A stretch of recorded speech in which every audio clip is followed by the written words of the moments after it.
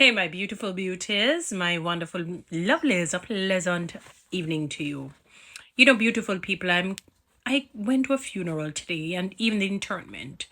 And interspersingly, I was looking at some messages sent.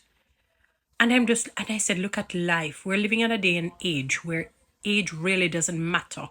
You die. I mean, this has been from its inception, but it is even more pronounced these days. You die at any age. You're born, you die immediately, days later, maybe 10 years later, 20 years later, 30, 40 years later, 15 years later, 12 years later, 20 odd years later, in the hundreds years later.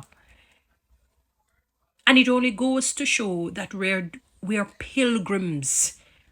We're living this pilgrimage lives where we really should be serving God with our whole heart, loving Him with our whole heart, with our whole minds, our hearts and our souls and our strength, and loving our neighbors as ourselves, treating people the very way we want to be treated.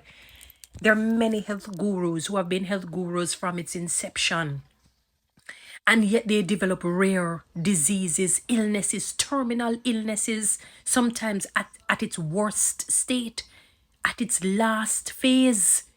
And you wonder to yourself, how is it that this person eats healthily from Wapikil fill up? They exercise from sun up to sundown 7 days per week, 48, 14, or, and yet develop all these rare illnesses and diseases, not necessarily as an exception to the rule. But God is showing us, look here, He's bigger than all of these things. It is about Him. It is about how you treat others. Yes, we're all going to die. Yes, some people will do good and still get sick and die.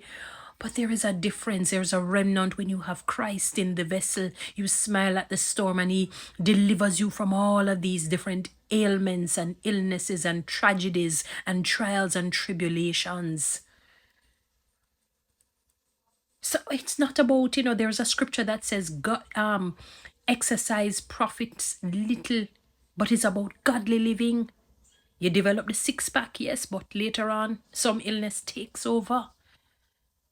Treat people the way you want to be treated. Treat people, speak to people the way you want to be spoken to and with. These things aid in longevity. So you could exercise from now till tomorrow. You could eat healthy from now till you treat people bad. You disrespect God, you're going to pay the piper. Guys, follow me on TikTok, subscribe to my YouTube channel, and share this message.